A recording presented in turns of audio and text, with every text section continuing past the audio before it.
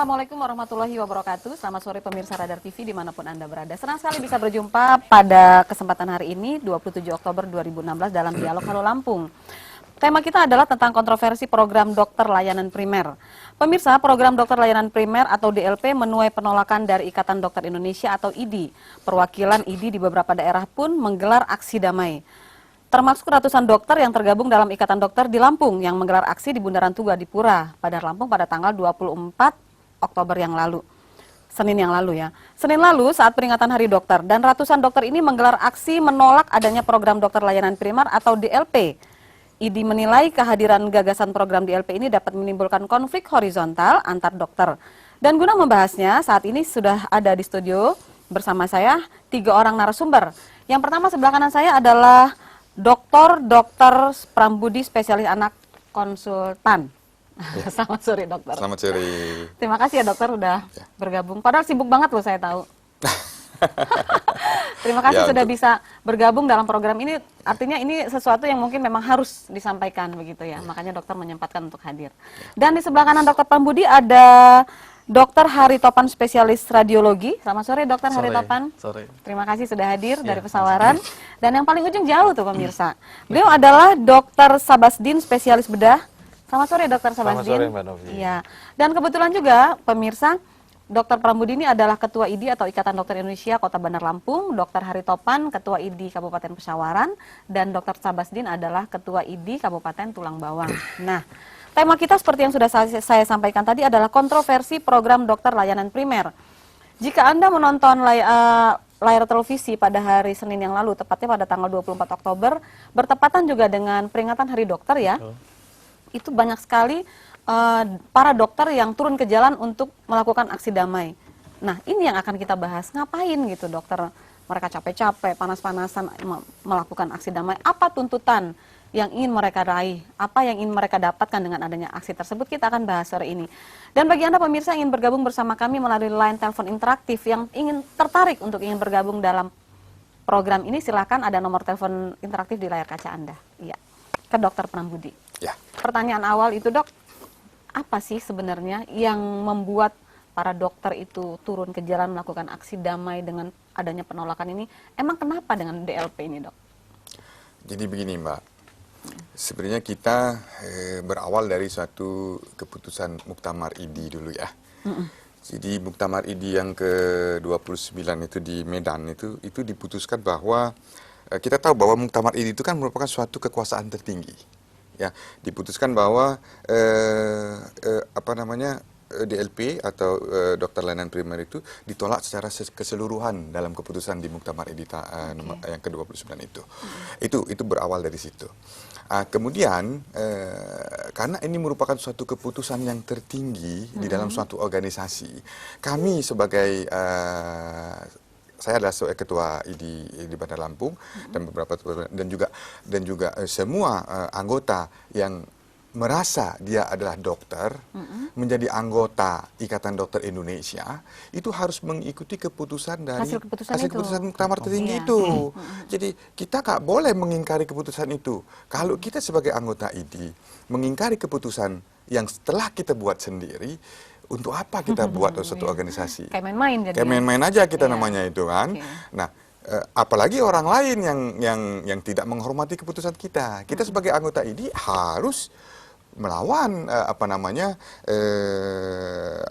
orang yang mengingkari keputusan kita, kan begitu. Itulah organisasi, kan. Itu sebenarnya pokok permasalahan kita, Mbak. Oke. Sebelum lebih jauh dok, saya potong sebentar. DLP itu apa sih sebenarnya? Mungkin pemirsa juga pengen tahu DLP dokter layanan primer itu apa yang dimaksud dengan itu?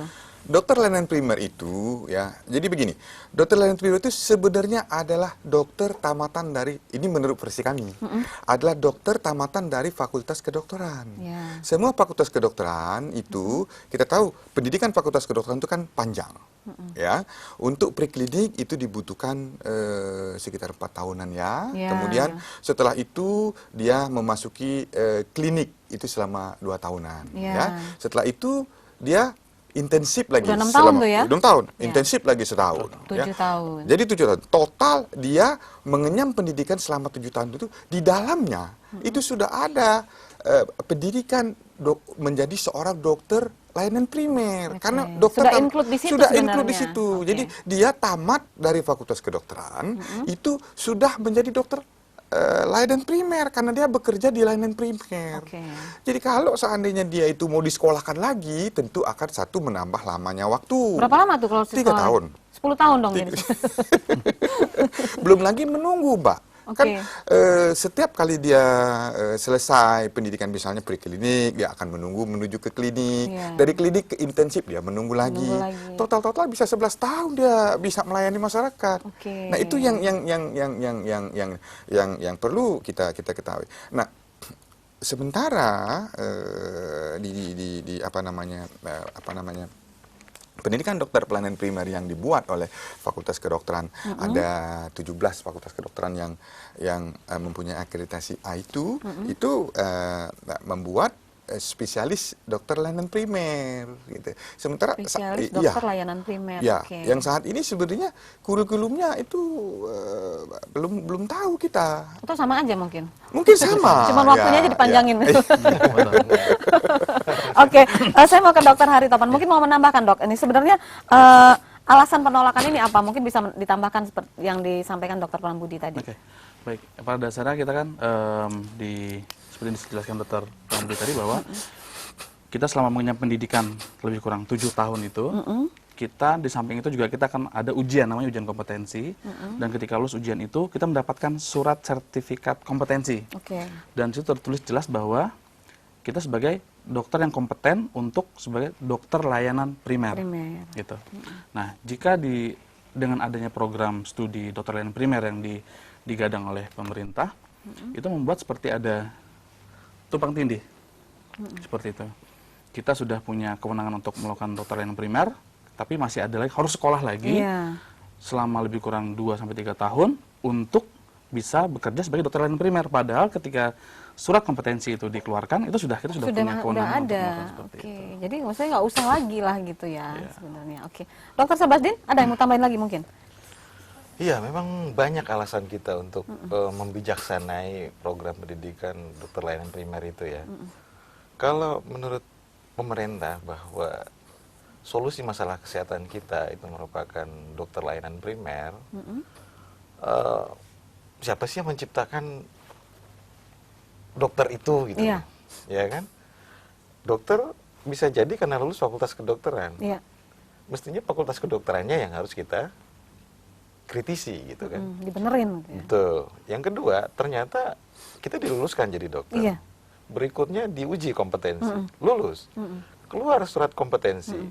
Namanya saudara yang bersangkutan bla bla bla gitu adalah sudah berkompeten dalam Dinyatakan sebagai berkompeten, dokter layanan oke. primer gitu. Udah cukup sebenarnya. Selesai. Oke. Nah, berikutnya pertanyaannya adalah kenapa banyak rujukan gitu? Apakah memang dokternya yang tidak kompeten? Sementara secara yuridis ya melalui Kolegium Indonesia kita sudah oke. Sudah sertifikasi gitu bahwa kita sudah dokter layanan primer. Mungkin layanan fasilitas layanannya kayak yang perlu kita koreksi gitu. Atau mungkin juga memang banyak faktor. Pertanyaan berikutnya. Jangan waktu sekolahnya yang ditambah begitu Betul. maksudnya ya. Pertanyaan berikutnya. Masyarakat butuh nggak sih dokter layanan primer gitu? Oke. Iya. Kan masyarakat nggak tahu nih. Yang tahu masyarakat datang ke fasilitas pelayanan primer ingin berobat. Kadang-kadang pasien itu datang, saya ingin dirujuk ke dokter A, ke dokter B. Kenapa pasien itu minta seperti itu? Mungkin memang karena fasilitas memang yang kurang, sarananya yang tidak ada. Seperti contoh misalnya, saya pernah tugas di daerah kecil ya, di Rawapitu, Tulang Bawang sana. Misalnya pasien kena luka bacok gitu, sedikit kita mau ngejahit. Yang nggak ada kan bukan saya nggak kompeten menjahit luka itu, yang nggak ada kan benangnya, alatnya, yang nggak ada kan anestesi lokalnya misalnya, atau memang butuh di rongsen kah, ada fraktur yang mengikuti bacokan itu misalnya. Nah hal-hal yang seperti ini harus kita duduk bersama, bahwa kami sepakat, di samping memang amanat muktamar menyatakan demikian, kita pun bersepakat bahwa program pendidikan dokter layanan primer itu bukan merupakan suatu solusi. Ada baiknya kita duduk bersama, baik dari kita sebagai organisasi IDI yang mengayomi dokter seluruh Indonesia ini, pada sisi yang lain pemerintah sebagai pengambil kebijakan dan masyarakat secara keseluruhan, ayo bersama kita keluar dari masalah ini dengan cara yang paling bijak yang bisa diterima oleh siapapun gitu. Itu sih yang ingin kita bawakan. Nah pada saat kanal itu tertutup, ya akhirnya kita ya berteriaklah dalam tanda petik, melakukan aksi. Tolong dong, yuk kita duduk yuk. Masa kami memberikan usulan, memberikan masukan, nggak dihiraukan gitu. Tolong dong, yuk bahwa masalah ini adalah masalah kita semua, bukan hanya masalah pemerintah, bukan hanya masalah masyarakat. Toh ujung dari semua ini adalah kepentingan masyarakat yang harus kita dahulukan. Saya berpikir kalau demikian. kelamaan sekolah kapan prakteknya gitu ya? Kapan mengabdinya gitu ya? Oke, ke Dokter Prambudi. Ini adanya undang-undang nomor berapa? Mungkin bisa disampaikan ke pemirsa juga adanya tentang DLP ini. Sebenarnya undang-undang nomor berapa, tahun berapa tuh, Dok? Yes, DLP ini sebenarnya ada di dalam Undang-Undang nomor 20 tahun 2013. Tahun 2013, sekarang 2016. Ya, memang udah lama berarti ya. Sejak tahun 2013 sampai dengan tahun 2016 nih kita memang sudah berusaha, sudah berjuang kita, sudah 3 tahun. Dan ini saya yakin ini akan lebih lama ini perjuangan kami. Sepertinya ini bakal panjang. Bakal panjang sepertinya. Nah, Undang-undang, coba kita perhatikan Undang-Undang nomor 20 tahun 2013 tentang pendidikan kedokteran, Bu ya. Itu sebenarnya pasal 1 butir 9 yang di situ ada definisi dokter. Ya. Definisi dokter itu sebenarnya menabrak atau bertentangan dengan Undang-Undang kedokteran. Undang-Undang praktek kedokteran itu nomor 29 tahun 2004 yang sebelumnya sudah ada. Jadi 2004 itu ada Undang-Undang nomor 29 tentang praktek kedokteran. Definisi daripada dokter itu ini saya sebutkan bahwa ini disebutkan bahwa pasal 1 butir 2 dikatakan bahwa dokter dan dokter gigi adalah dokter spesialis, dokter gigi dan dokter gigi spesialis lulusan pendidikan kedokteran atau kedokteran gigi baik di dalam maupun di luar negeri yang diakui oleh pemerintah Republik Indonesia sesuai dengan peraturan perundang-undangan. Itu Undang-Undang nomor 29 tahun 2004. Sementara kemudian keluar lagi pendidikan kedokteran. Ini Undang-Undang nomor 20 tahun 2013 yang baru dikatakan bahwa pasal 1 butir 9, dokter adalah dokter, dokter layanan primer, dokter spesialis subspesialis lulusan pendidikan dokter baik di dalam maupun di luar negeri yang diakui oleh pemerintah.